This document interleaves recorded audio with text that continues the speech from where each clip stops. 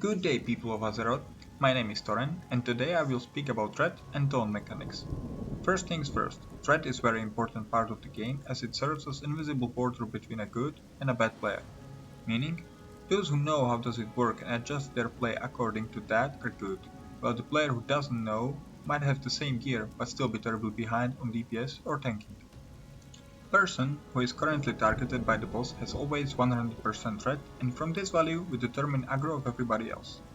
Person who stands close, from 0 to 10 yards, needs 110% threat to pull to aggro. Person who stands further away, that means 10 plus yards, needs 130% threat to pull aggro. Example: according to all this, ranged DPS can sit on 115% threat and not pull aggro and still be happy.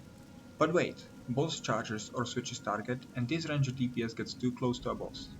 Immediately they have aggro and will probably die, along with every other DPS close to him, not only in terms of position but also in threat.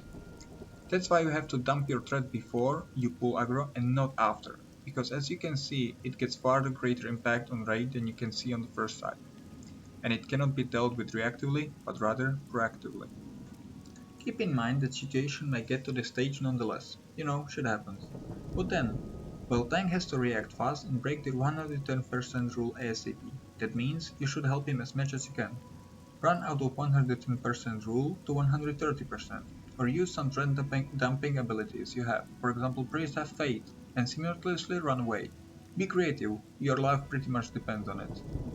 When you are the one who pulled threat, well, your only option is to run towards the tank and hope he taunts it off you. That brings us to our next section, taunts. There are 4 types of taunts: basic taunt, AoE taunt, mocking blow, and righteous defense. Basic taunt has 2 parts. First part puts a debuff on a mob which forces him to attack the taunter, completely ignoring the threat table. Person who used taunt as the last one is taunt which is applied to a mob. Second part, and more important part, it catapults your threat to the amount of mob's current target, which has 100% threat, not to the highest. DPS can sit in 105% threat without pulling aggro, and after taunt he will still have more than you do. AoE taunt.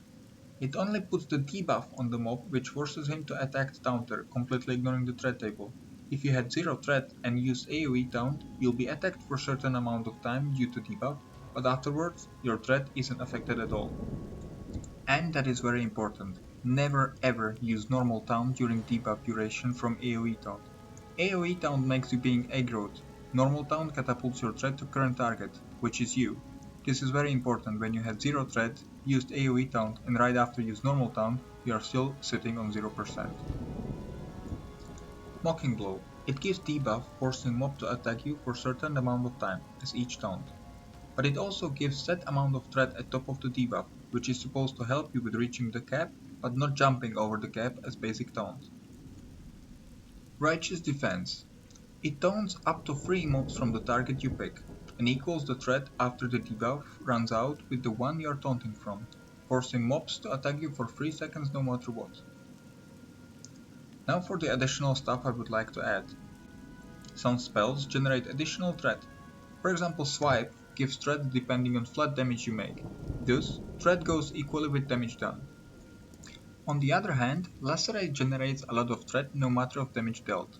Although damage done from Lacerate does make difference, it scales terribly, only 0.4 multiplier. So during normal circumstances, and for example with Sunwell Plateau gear, Swipe is superior in threat, but in cases where your damage dealt is reduced, like for example inside of the Blue Dragon shield in KJ, where you only deal 10% of the damage, or in lower tiers where you don't have that good gear, Lacerate pays off more.